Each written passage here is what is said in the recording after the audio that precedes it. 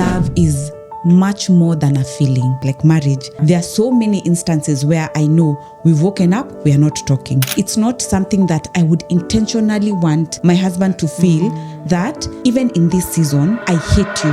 He left, for example, his socks on the floor. So because we are not talking, I will not pick them up. And that is only possible when you understand the kind of love God gave you. I think it's important to have people in your life who give you that effortless love. There are people who just don't like you for just existing. Yeah. And so if you're constantly around that energy, it will do something to you mentally. Losing weight, where does it come from? Does it come from a point of love that I actually want to feel good and look good about my body? Or does it come from a point of fear that if I don't look this way, then I will not be loved and I will not be accepted? I think as women, we tend not to pay attention to the things men say. Men say a lot of things, we just don't listen. It's just that we hope they're not saying what we think we've had. I don't do commitments unless I think I would potentially marry a person. The whole idea of like dating 2 years, I'm not for. The words that ring in my mind every single time I'm thinking about a life partner is gotta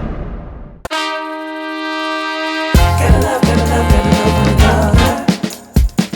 Gotta love one another. Gotta love one another.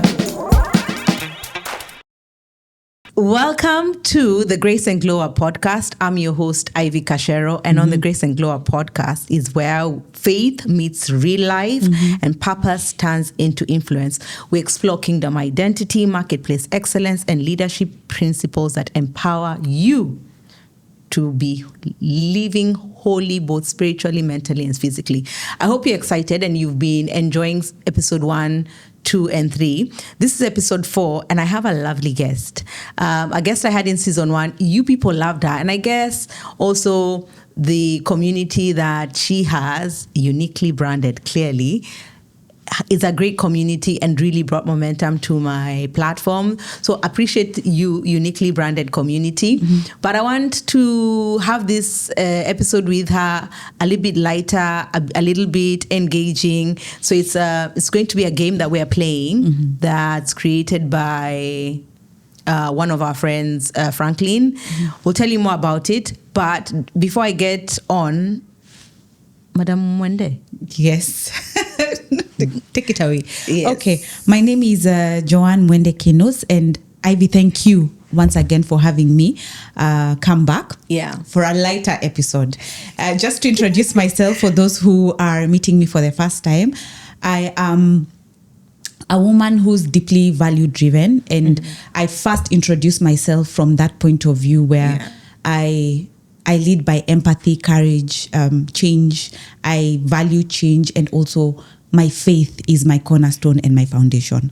Now to the titles, I'm a mom, I'm a wife, I'm God's child. And professionally, I call myself a women economic development champion because I work with women to just push them to have a voice, a choice, and freedom. And I know when you're economically empowered, you can have a voice to choose what you want to do, a choice to say, I don't want this, I want this, and freedom to live the life that God created you to live. And through this now, it manifests through my work in personal branding strategy and confidence coaching, because I believe those are the things that help someone live intentionally and go through phases and strategies to ensure that you're living your fullest life intentionally. And I do this under a company called Uniquely Branded and my nonprofit in Kenya called Lulu Thamani.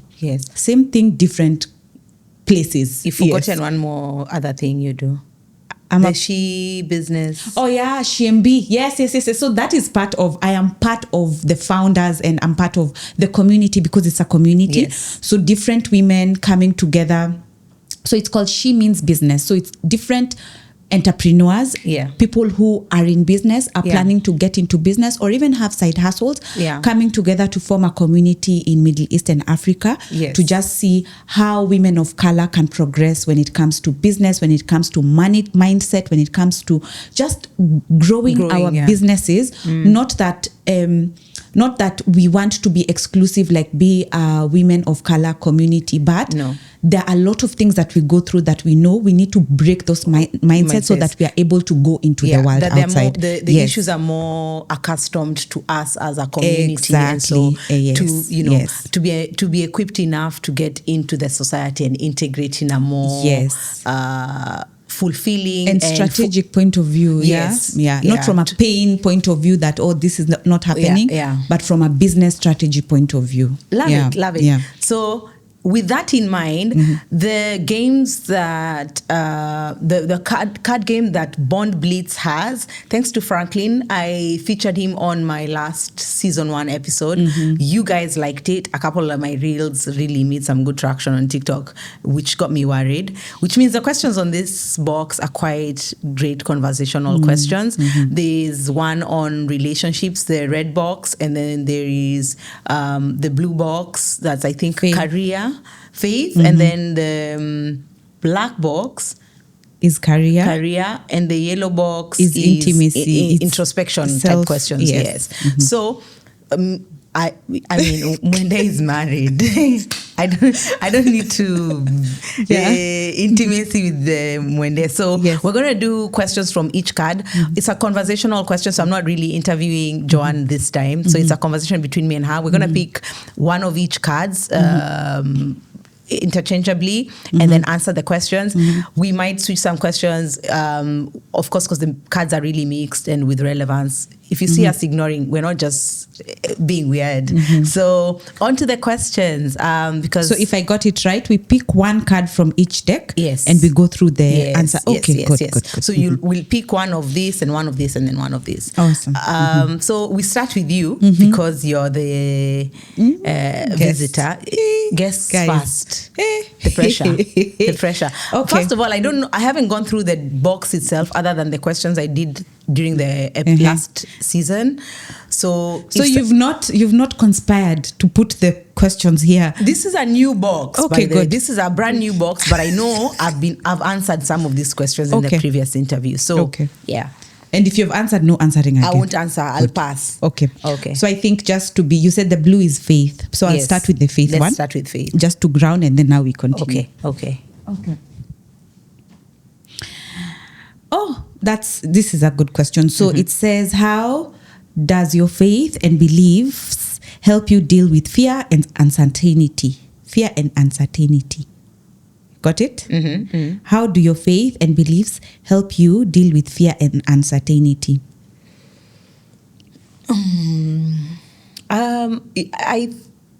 One of the core foundational principles that has helped me navigate this, especially because I'm coming from a season where there was a lot of uncertainty. The thing that keeps me grounded is the fact that I know that my life is completely surrendered to God, and that there is nothing that, there's nothing good that I can get outside of God.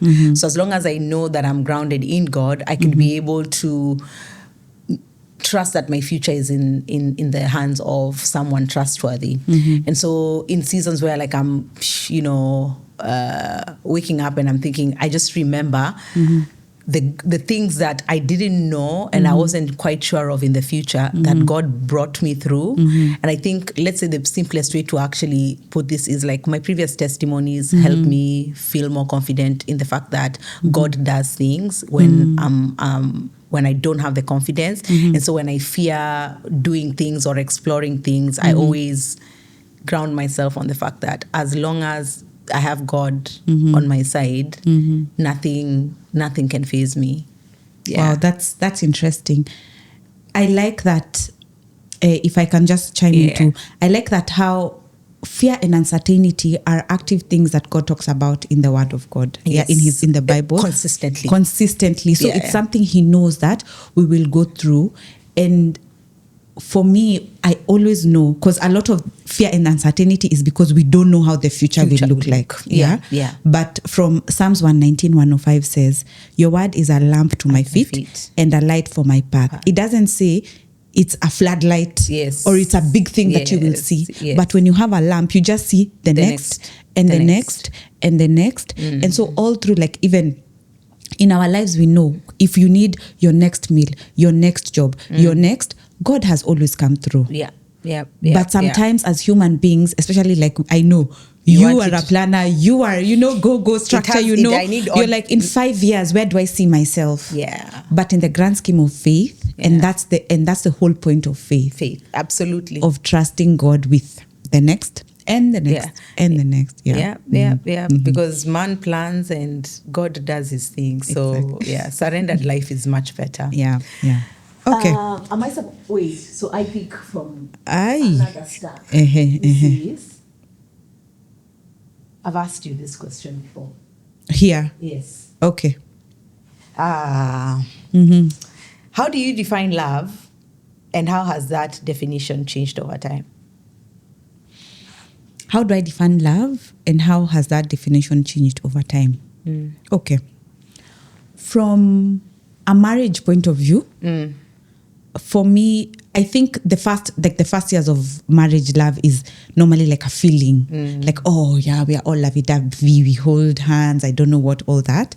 But then as I've come to stay now, we are 10 years married this year. Yes. And now love is much more than a feeling.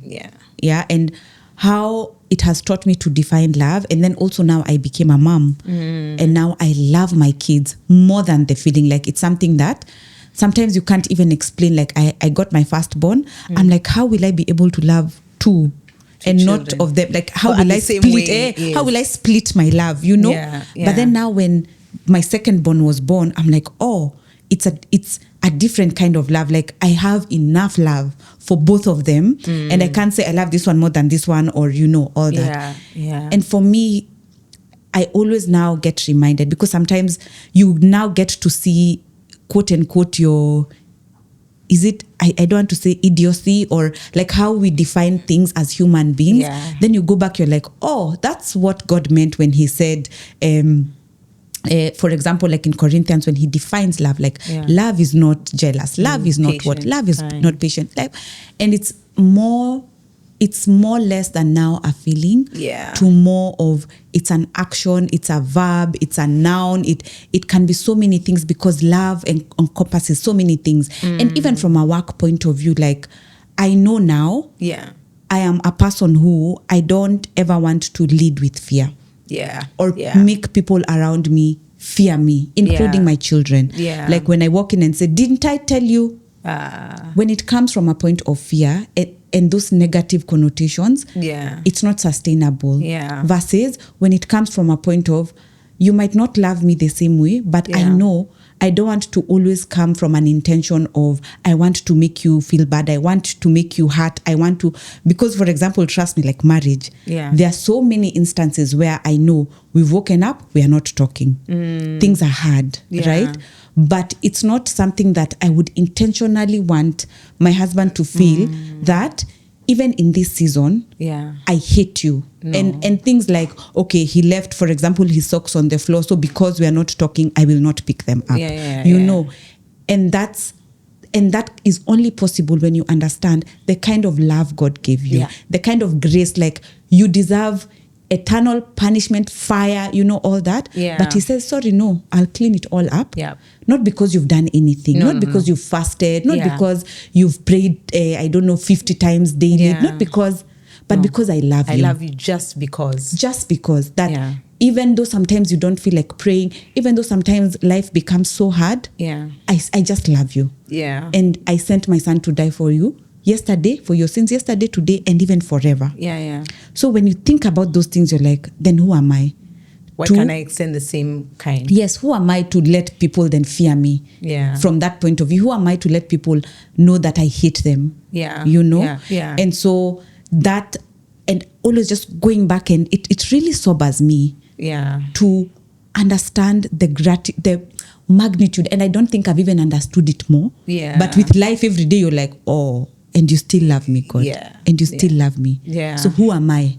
Who am I to not love my neighbor, to not love my husband, to not love my children, to not even love my enemy, for example? Like, there are things I'm like, fine, we don't see eye to eye, but I would not wish you. I can't wish you bad. I can't wish you bad. Yeah. Yeah, because God is the vindicator. God is the one who will punish you. Because sometimes you hear, have ever had, like, for example, someone you're not okay with, right? Yeah. But then you hear what they're going through and you're like, gosh, then who am I to even add more bad things? God has already given them life, because life is hard already, right? Yeah. So that's how my definition of love has gone through. And I always tap into that, who God is and what his love is. Because without it, I don't know. Because that's a standard, like that's, I think, based off what you're saying, because that's a standard that's like, humanly, society and the world conditions us to very conditional love, unfortunately. And it's because of the reality of the circumstances that we live in. But being able to try and model that kind of love that you're explaining. I, listening to you, I'm just realizing that I'm constantly evolving. I think the more I experience love, or I'm in relationships, or I go through situations with friends, and it makes me realize how sometimes there are people who love me in a way that I feel like it's so undeserving. And it's usually just a good reminder that what you just said, that you can be loved just for doing nothing. Because there are people who love me sometimes, and I'm thinking, why? Yeah. What have I done? Because, and I'm like, I don't even think like that I show this much love and care to you for me to be receiving it. And so I've realized that perfect love casts out fear. And so when you love on people, people fear rejection, people fear being taken for granted.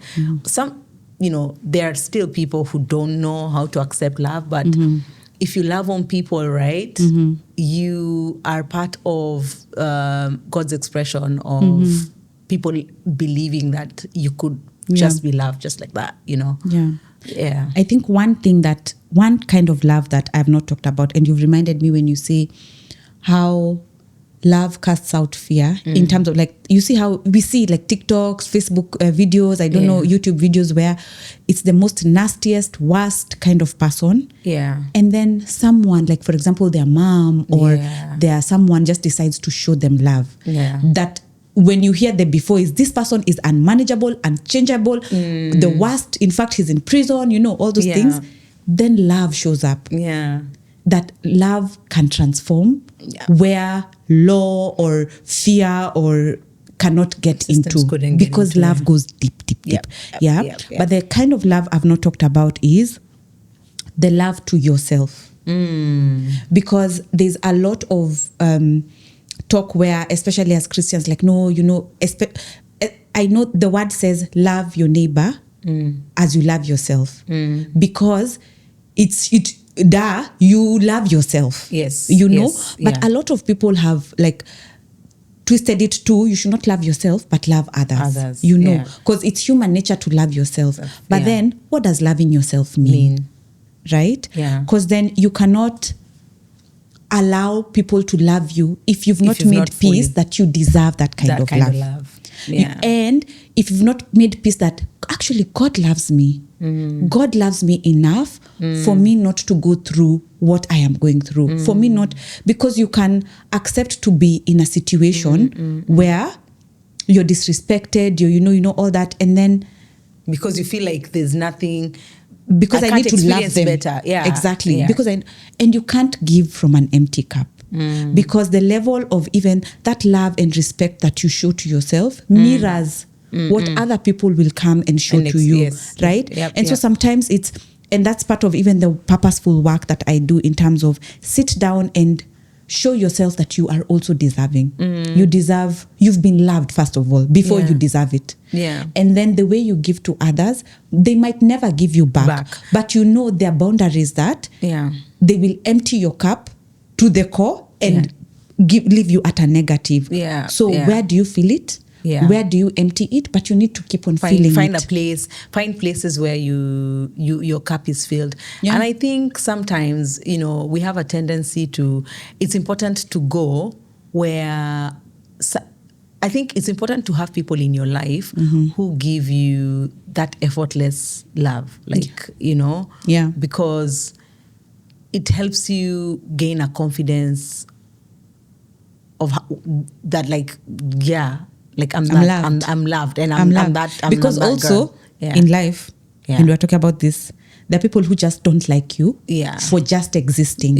And so if you're always constantly around that energy, it will do something to you mentally, right? Knowing that, oh, they don't love me, so maybe I need to wear long dresses, I need to wear short dresses, I need to cut my hair, I need to grow it, I need to and there are times and spaces where we go and we know we will not ever feel like we belong or we are loved. But then now tapping into where you belong and where you're loved, because that is also very important. And sometimes it can be in the home, sometimes it can be out of the home, sometimes it can be with friends, sometimes it can be with strangers who you meet and you're like, oh, you get me, you get me. You're like, where have you been? I'm not crazy. I've changed myself too much, and all that. And so you'd see people responding to, there's a certain way where your style, for example, you love looking good, you love and there are people who, for example, losing weight. Where does it come from? Does it come from a point of love that I actually want to feel good and look good about my body? Or does it come from a point of fear that if I don't look this way, then I will not be loved and I will not be accepted? So those are two different reasons. And so people need to sit down and call themselves for a meeting that, do I feel like I am loved? Am I doing things based on this love point of view or the negatives? Got it. We've gone. But love is important. Yes. That's where we are. You guys get it. Yeah. Not just because we've done blue and black, so now we'll do with the yellow. Yeah. Yes. Interesting one as well. What do you think your younger self would say about your current career? My current career? Yes. What do you think your younger self would say about? My younger self would be like, you did that. You did that. Because I think when I was younger, I wanted to be a pilot at some point, and then I changed because I realized I don't want to say argue. I like to defend things. How does a pilot and argue apart from welcome to Boeing? Pilot was the first thing. Then I realized physics is just not coming through. And I really didn't enjoy geography. And then I realized, but I like understanding, justifying. I remember I'd get into trouble and I'd try and find my way out of situations. So one teacher was like, just become a lawyer. They said in Swahili, one of the teachers said, huyu ni wakili huyu. And then I realized, these people spend so much time in school. Man. And then the fact that I have to defend things based off like history, no, I was like not interested. And then in primary, I got into the love of computers thanks to my uncle. And I started doing computers even when people weren't doing like computer back in high school, in primary. Yeah. So I started studying computer when I was 6 years. And in the school, the teacher used to come call me from class because the higher grade was the one studying. So he'd get me from my class to go and study with the other guys, and then I'll go back to class. I don't know how I ended up doing that, because it seems very out of normal rationale, but it wasn't examinable. And I think after that, I just fell in love with the idea of like tech, but I never imagined myself in cybersecurity.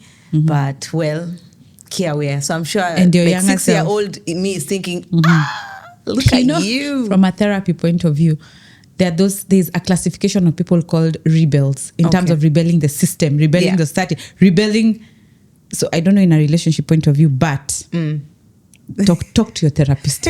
I'll put their number down here. I shall consult. No, but that's a very good attribute for women to have, and I've seen them thriving in all aspects of life. So it's not something, rebel means that you society's way versus us versus me. Yes. So and I just got into it, and I think the reason why I think my younger self would be happy is I think I'm in a field that I'm passionate and excited about. Of course, there are those days where I'm like, must I show up to get paid? Yeah. But I can't say that there's a day, right now I still think is there another, if I was to change careers, what would I want to do? I don't have anything in mind.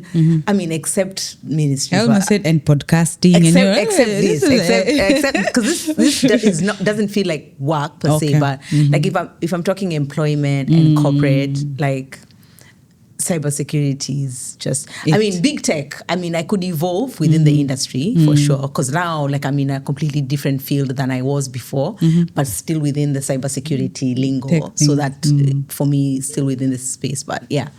So my younger self would be, even as your friends are proud. Yeah. To know someone in cybersecurity and those hard things, those, you know. I don't help my friends with the kind of problems people assume all IT people do. Oh, my phone, I just got. Oh, my laptop hanged. I do. I just got hacked. I do what? This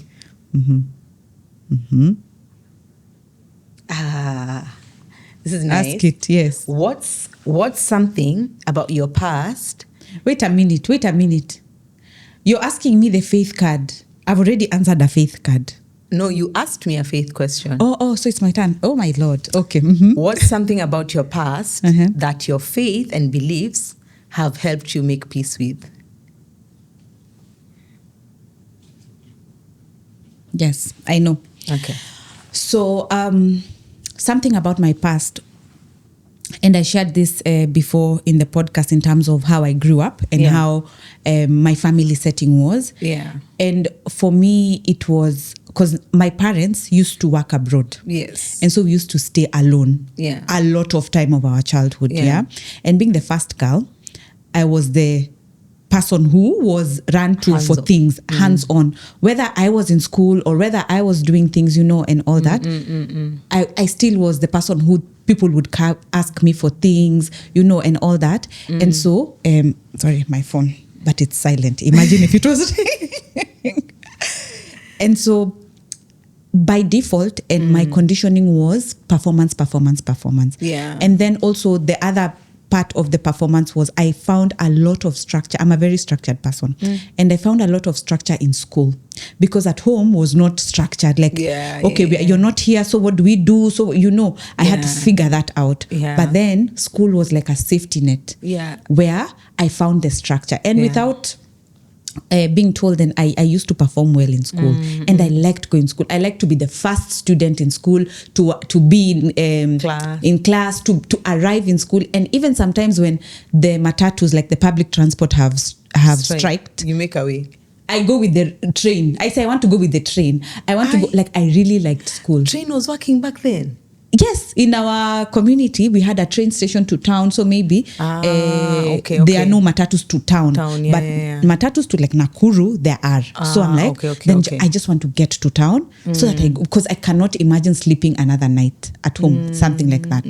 And so, and then I saw that's where I got a lot of acceptance, where I felt seen, like my results, especially from a home point of view, that when I become number one, I get an A in math, you know, and all that. And I didn't realize these things until now. I'm an adult, going through now my therapy and all that.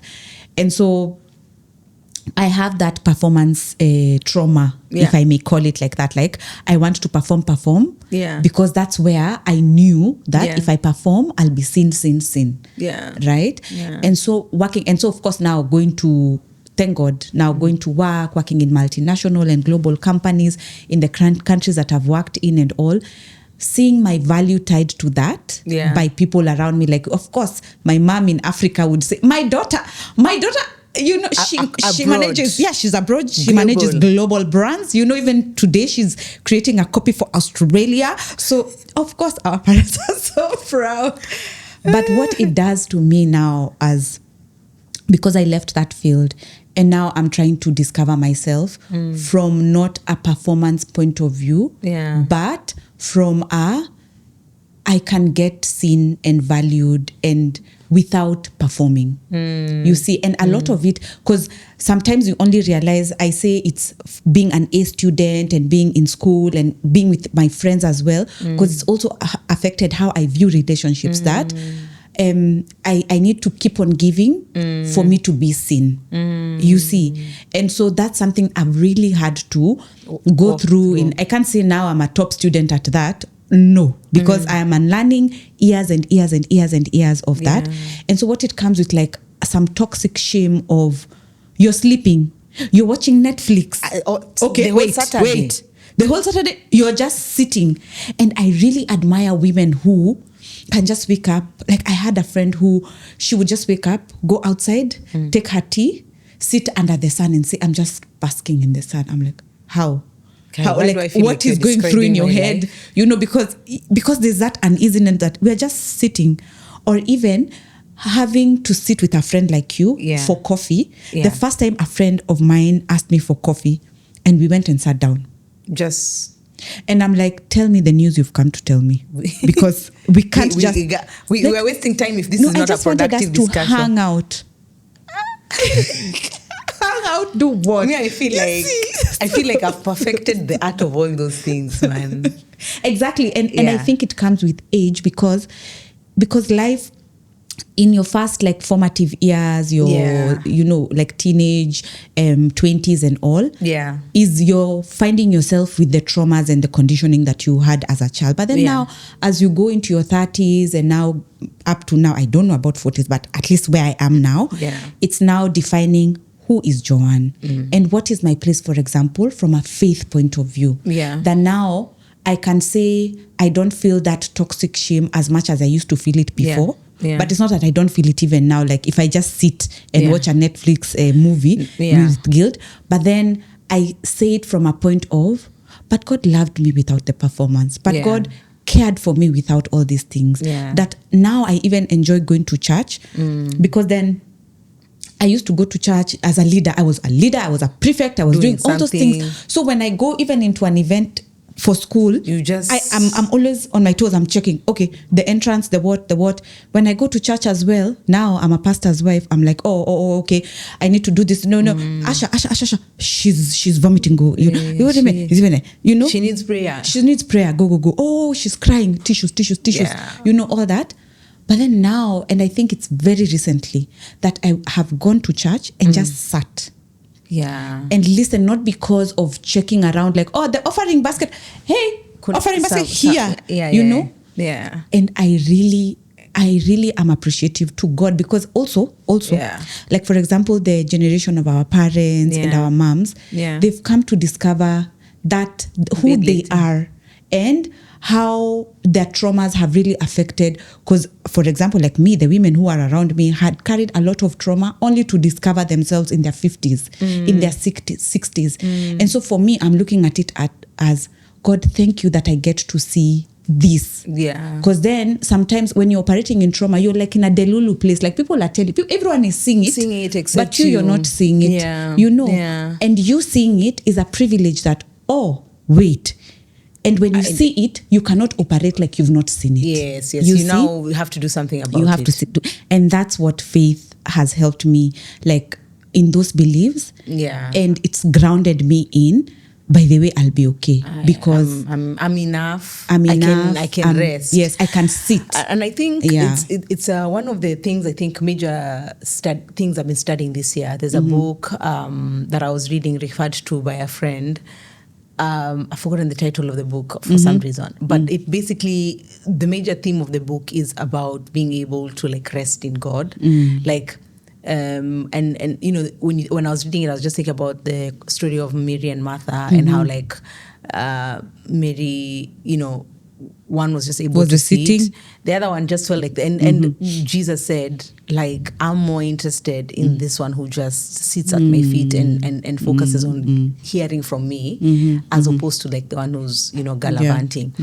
But anyway, for me, the thing I think based off what you just said, I was just listening, is I'm okay. I've realized I have an issue, and this is how I've managed to, like, be comfortable in, like, doing nothing at times, is because I live alone.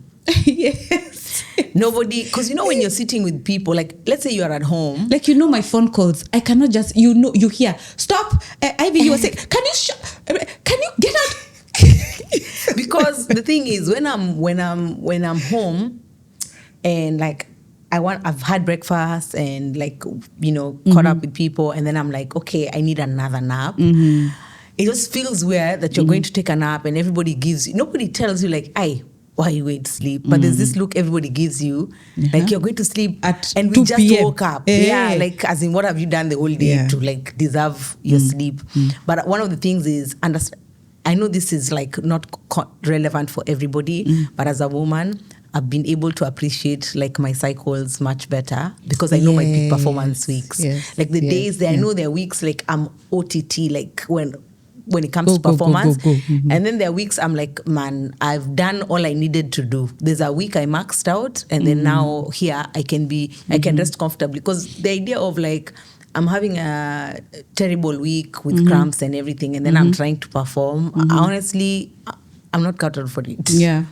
So I'm okay with that. So, and there's probably someone who's listening in.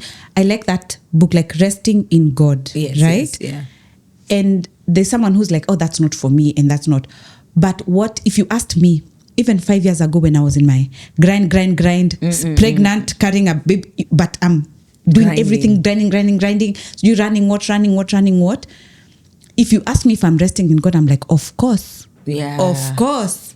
Me, come on. Of course I rest. Ask other people. This, in fact, what you're saying is for Jane or for Sylvia, but not for me. Right? Because sometimes we also think like that, like we've surrendered and we've rested 360. But then when you sit down and call yourself for a meeting, when was the last time you really sat and heard from God?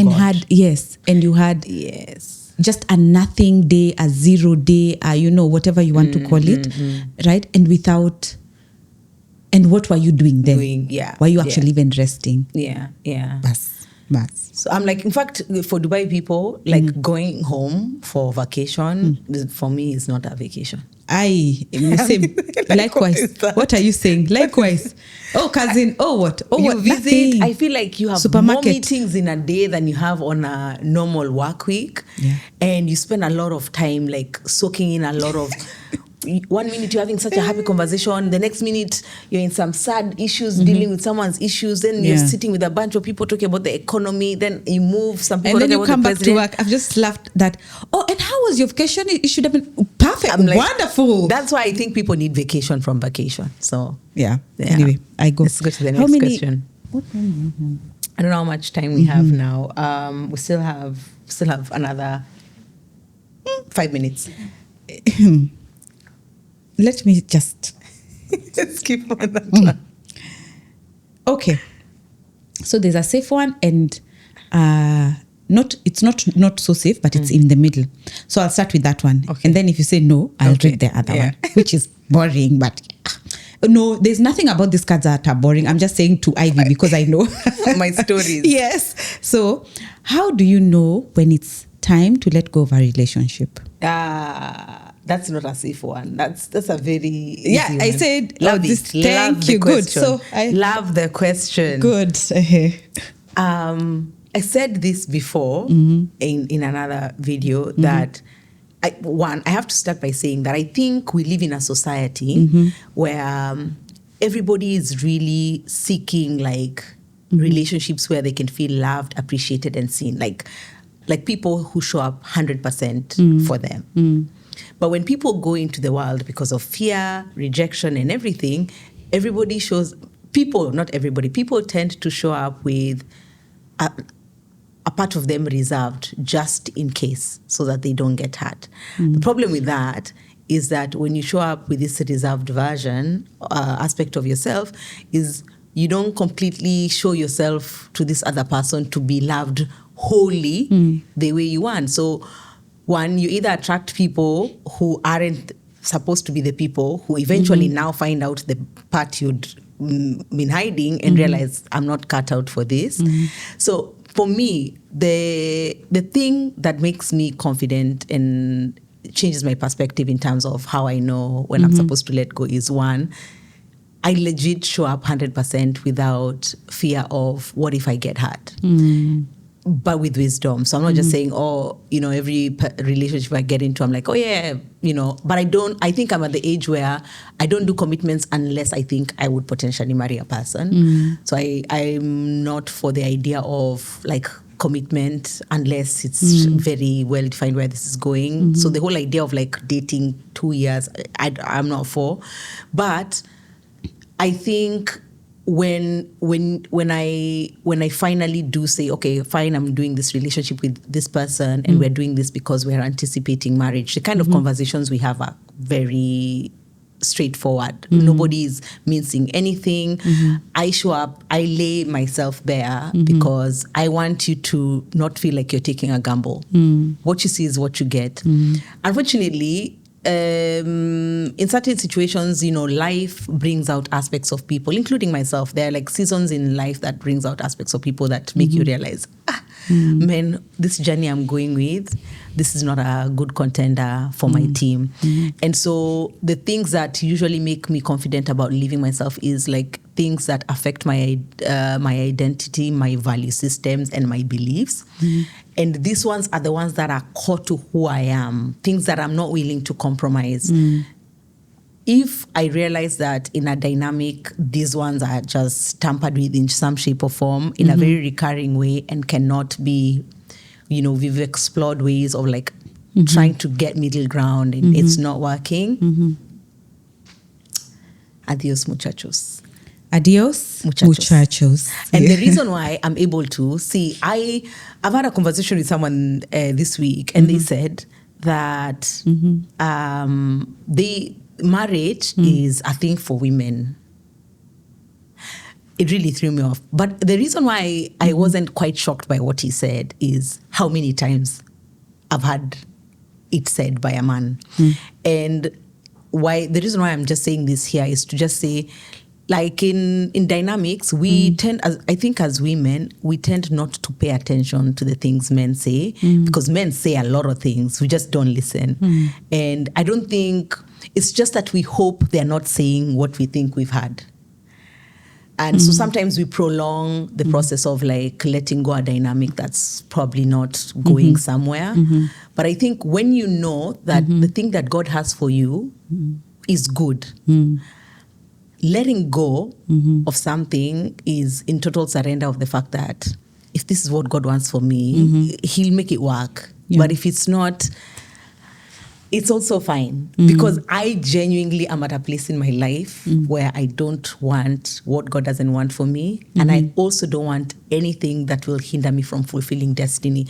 Because the words that ring in my mind every single time I'm thinking about a life partner is, I don't want to get to the end of my race and realize that I didn't finish strong. Like Paul was saying, like, I fought the good fight. Like, I want to fight the good fight, not fight some random fight, So that's the thing for me. Yeah. So I'm going to ask you one question and then... Wait. I think I want to put a twist to that question. Yeah. Now from a married perspective in terms of, because maybe there are people who are thinking, I feel like I want to let go. Yeah. But not everyone has the... boldness and also the choice. Yes.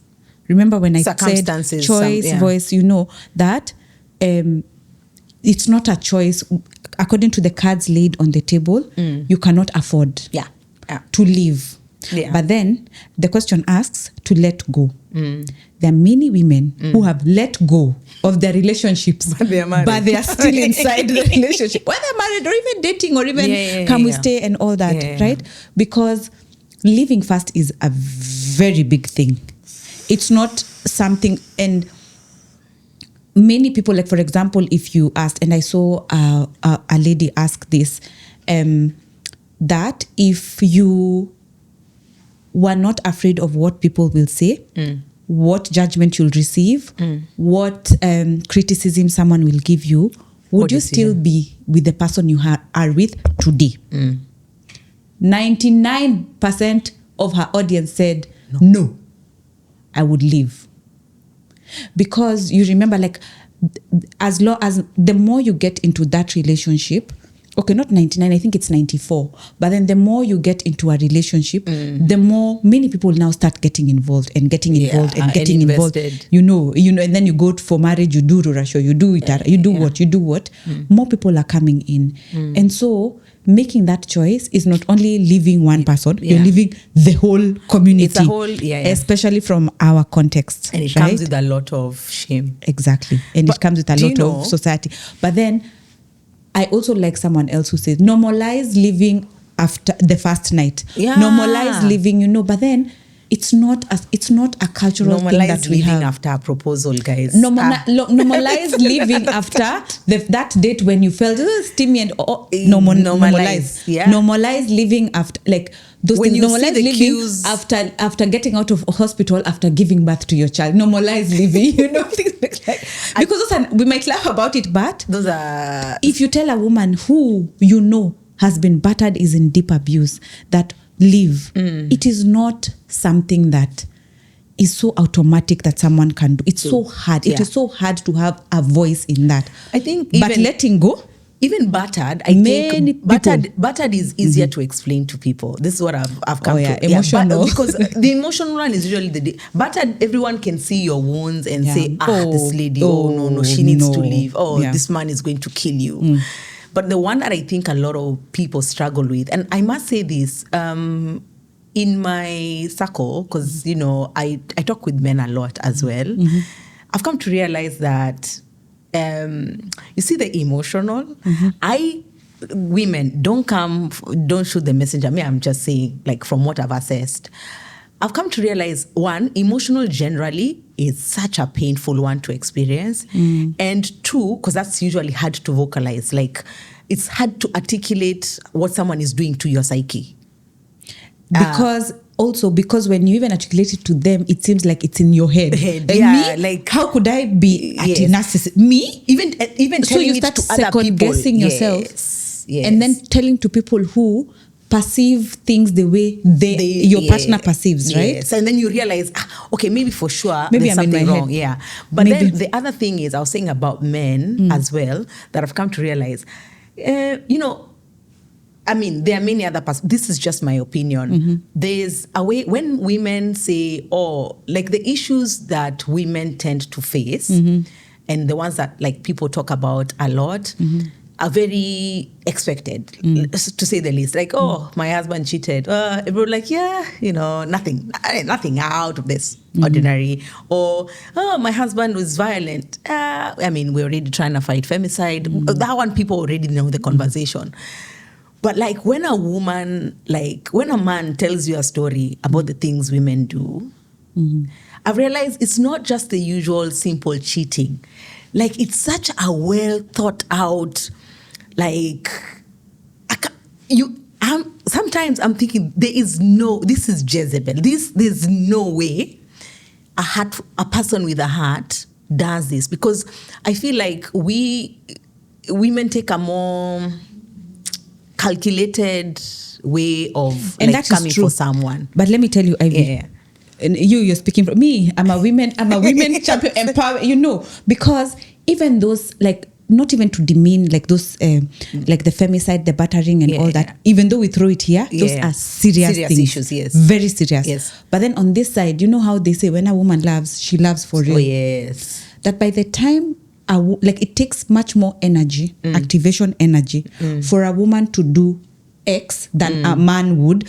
For a man, if it's almost like I just need to go through one thing. A woman, it would be I've gone through 1,000 things to be made not to be seen or valued, because naturally that's how we are wired, right? No, those are not the women I'm referring to in this situation. I'm not referring to those ones. Okay. I'm referring to, you see, when you talk about maybe men who are out of character. I'm talking about people out of character. So someone who would cheat on you is out of character. Someone who would abuse you is someone out of both character. Ways, yes. So I'm saying when the things women do that are out of character, okay, like there's a psycho, those are psycho. There are stories I hear and I'm don't know those ones. They're not. Those are out of character. So when you hear the things a man would tell you a woman did, that's what I'm saying. Because remember, there are things, even if you wanted to stay on guard, you can stay on guard about being cheated because you anticipate. Out here it's tricky, you kind of stay on guard. But the things these women pull, I'm trying to not share people's stories, but they throw you off guard. And by the way, if there is someone who's okay to share a story, sort of aligns to what I'm saying, please come and share your truth, because we are tired of trying to quote. Yeah, because the stories I have, unfortunately, I have stories that, when people say don't be friends with a podcaster.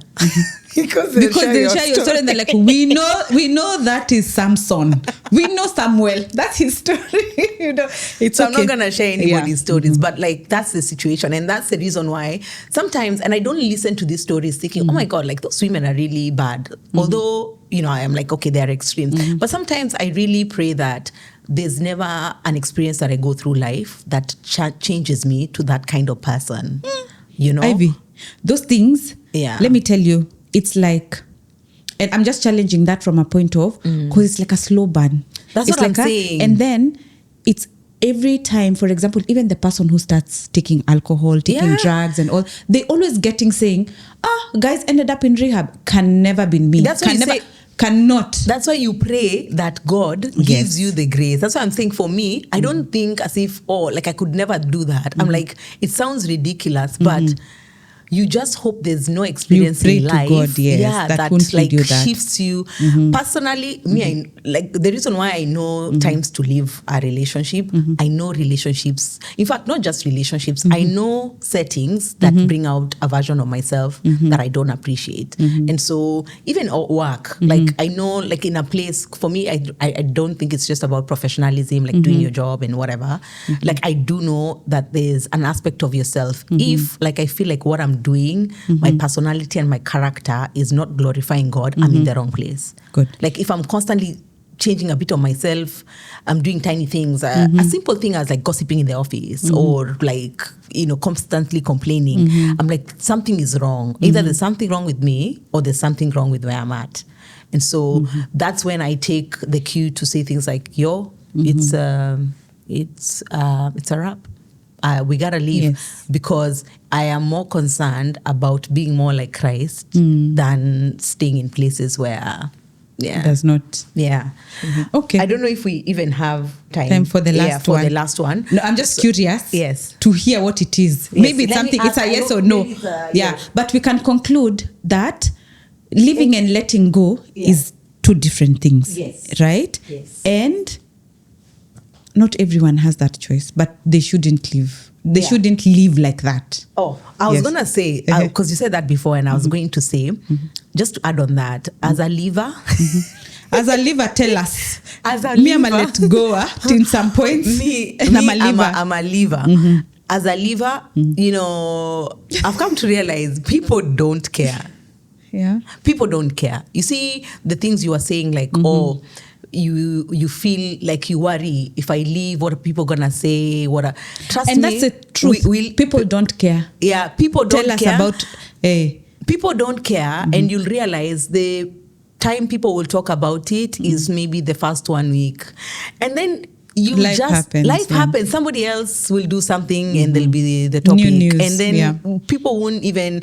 So we have, and this is the thing about like being very self-conscious. We go into the world thinking that there's this whole camera like the ones we have right on our faces. The reality is, trust me, they don't. Like we're not. There's 7 we're not billion. So important to people. To them. I think when it comes to your family and how the decision affects others. Then now you need to not live, but think through it on how you're going to live well. See, you remember you said love yourself first so that you can be able to love others. That is true. Yes, people fail to realize that, and I observed this in a couple of homes, again, stories, man. I think we just need to have another session of relation, because this is a heated topic, and we can go on and on. And I think me and you have also like different angles to this conversation. Exactly, because guys, and what we are saying is based on our opinions. It's not the sound truth based on something. It is truth to somebody. It is truth to somebody. It's lived experience to somebody. Okay, this is the last one, because this one you can answer quickly. How do you cope with moments of self-doubt in your work? Work? Yeah. Because I think you've touched on it briefly, so we can end with that one.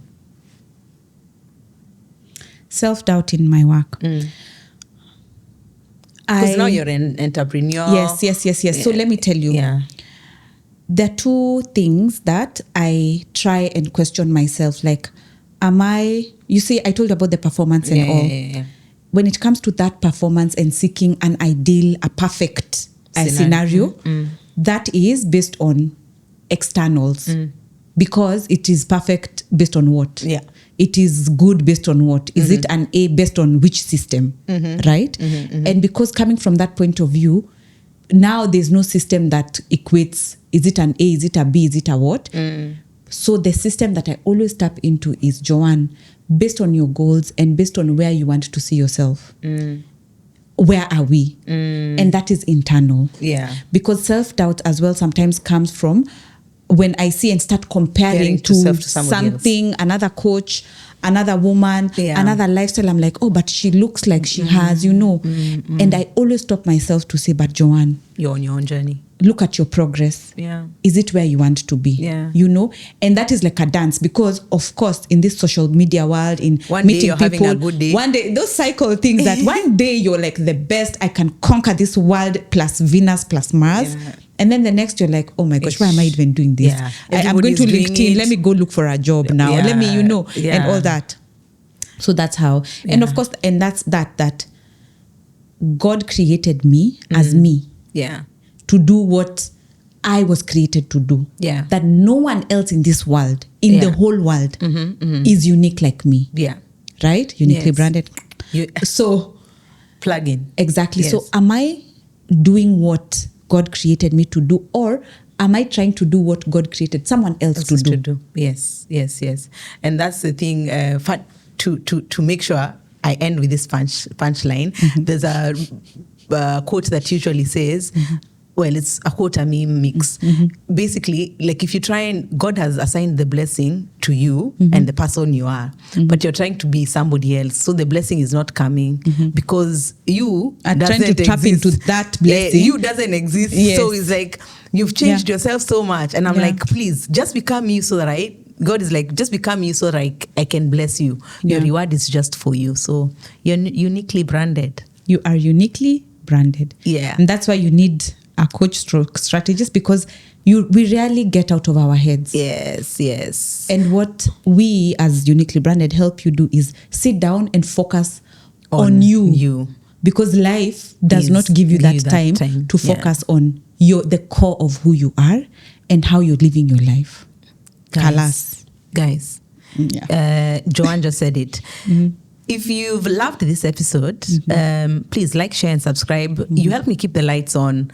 The guys at Metropod really do a good deal for me, but I need to save some coins. The lights are dimming. Share to make sure that the lights don't dim. Please help me keep the lights on, and at the same time, like, share, and subscribe. I'm anticipating to do a release of additional stuff. So how you guys engage just helps me, get more resources to do the other things that I want to do.